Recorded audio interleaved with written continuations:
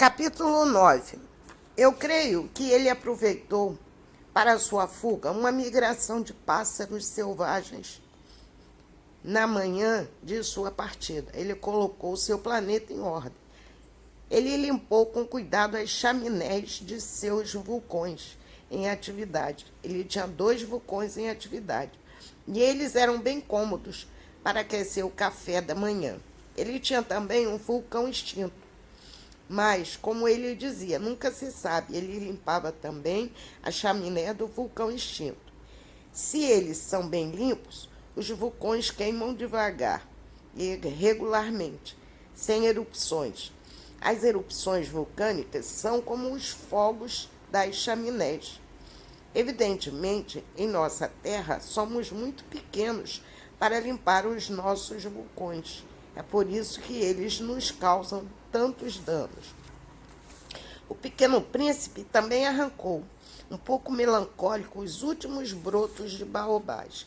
Ele achava que nunca ia ter que voltar, mas todos esses trabalhos familiares lhe pareceram, naquela manhã, extremamente preciosos.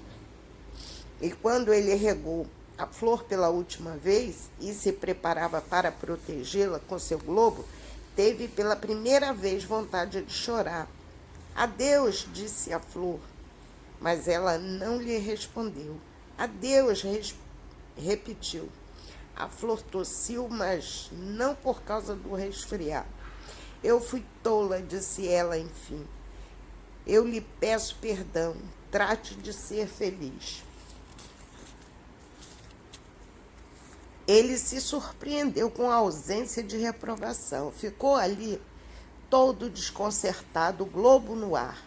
Não compreendia essa doçura calma. Mas sim, eu te amo, disse a flor. Você não tinha como saber. E a culpa é minha. Não tem importância, mas você foi tão tolo quanto eu. Trate de ser feliz. Deixa esse globo para lá, eu não quero mais. Mas o vento, meu resfriado não está assim tão ruim. O ar fresco da noite me fará bem. Eu sou uma flor. Mas as feras, é preciso que eu suporte 2 ou 3 lagartas se eu quiser ver as borboletas. Parece que elas são muito belas. Senão, quem vai me visitar? Você vai estar longe. Quanto às feras grandes, não tenho medo. Eu tenho as minhas garras. E ela mostrava inocente seus 4 espinhos. E acrescentou, não demore assim, que é irritante. Você decidiu partir? Vá. Pois ela não queria que ele a visse chorar. Ela era uma flor tão orgulhosa. Capítulo 10. Ele se encontrava na região dos asteroides 325, 326, 327, 328, 329 e 330. Ele começou por visitá-los para procurar uma ocupação e se instruir. O primeiro era habitado por um rei. O rei estava sentado, vestido em púrpura e arminho, em um trono bem simples, ainda que majestoso. Ah, um súdito! Exclamou o rei, quando percebeu a chegada do Pequeno Príncipe. E o Pequeno Príncipe se perguntou, como pode ele me reconhecer se ele nunca me viu? Ele não sabia que, para os reis, o mundo é bastante simplificado. Todos os homens são súditos.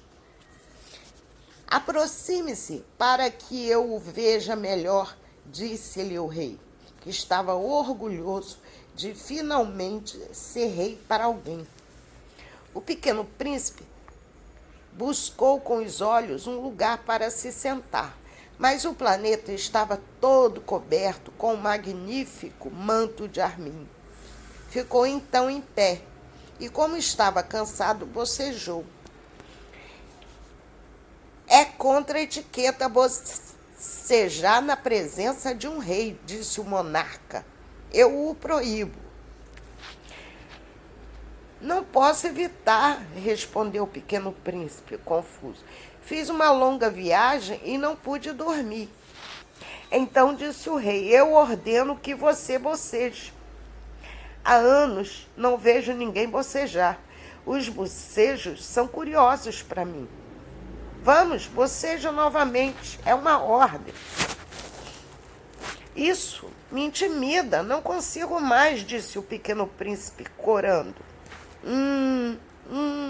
Respondeu o rei. Então eu lhe ordeno que você, ora boceje, que ora... O rei gaguejou um pouco e pareceu contrariado, pois o rei exigia principalmente que a sua autoridade fosse respeitada. Não tolerava desobediência. Ele era um monarca absoluto. Mas, como era muito bondoso, dava ordens razoáveis. Se eu ordenasse, dizia ele, por exemplo, se eu ordenasse a um general transformar-se em uma ave marinha, e se o general não obedecesse, não seria a culpa do general, a culpa seria minha. Posso me sentar? Perguntou timidamente o pequeno príncipe. Eu ordeno que você sente, respondeu o rei, que puxando majestosamente uma dobra de seu manto de arminho. Mas o pequeno príncipe se espantou. O planeta era minúsculo. Sobre o que poderia o rei reinar? Senhor, disse ele, eu lhe peço licença de interrogá-lo. Eu lhe ordeno que me interrogue, apressou-se a responder o rei. Senhor, sobre o que o senhor reina?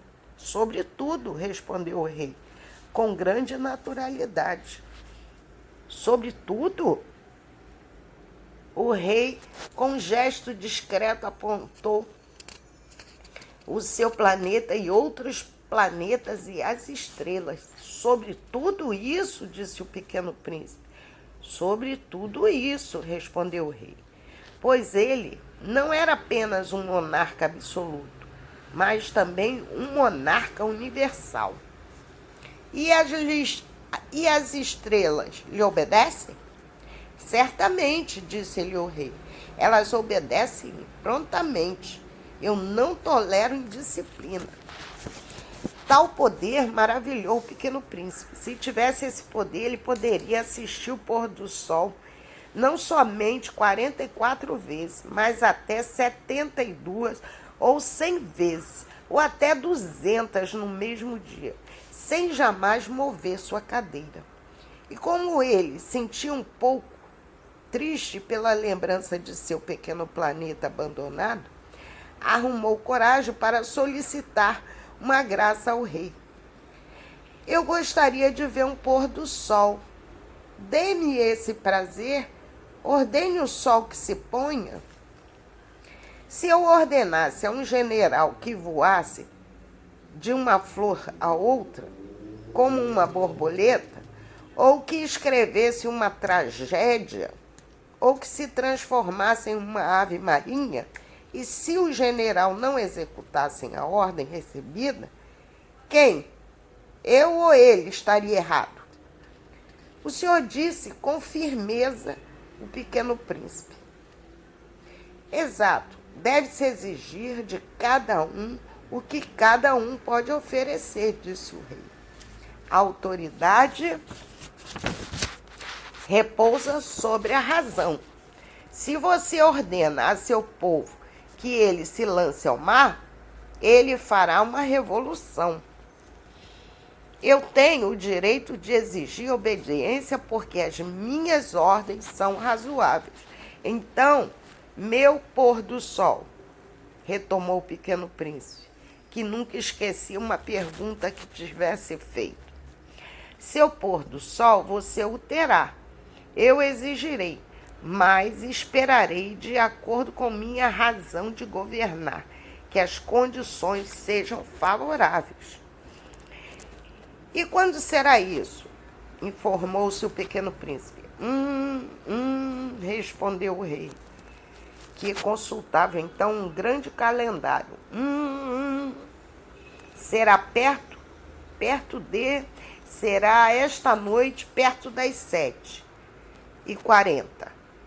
E você verá como sou bem obedecido. O Pequeno Príncipe bocejou, ele sentia, pelo seu pôr do sol, não obtido.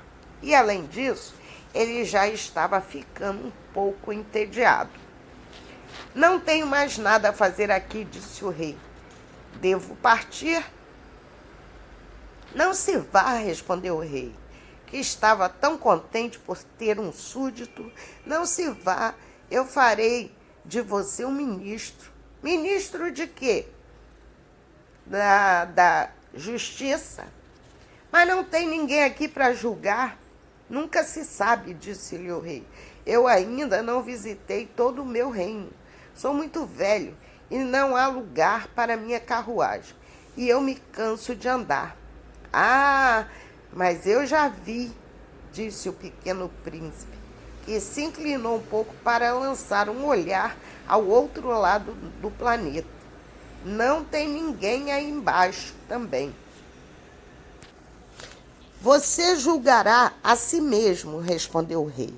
E o mais difícil, é bem mais difícil julgar a si mesmo que julgar os outros.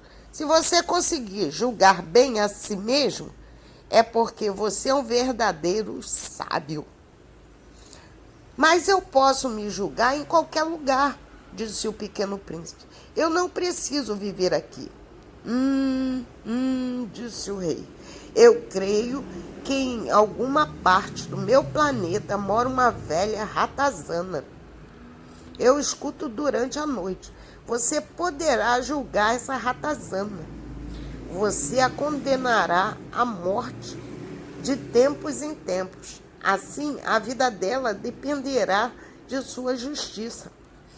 Mas a cada vez você poupará para mantê-la aqui, pois só há uma. Eu não gosto de condenar à morte, respondeu o Pequeno Príncipe. Eu acho que vou mesmo partir. Não, disse o rei, mas o Pequeno Príncipe, tendo terminado seus preparativos, não queria mais fazer sofrer o velho monarca. Se Vossa Majestade desejar ser obedecida pontualmente, poderia me dar uma ordem razoável? Poderia me ordenar, por exemplo, que eu parta em 1 minuto. As condições me parecem favoráveis.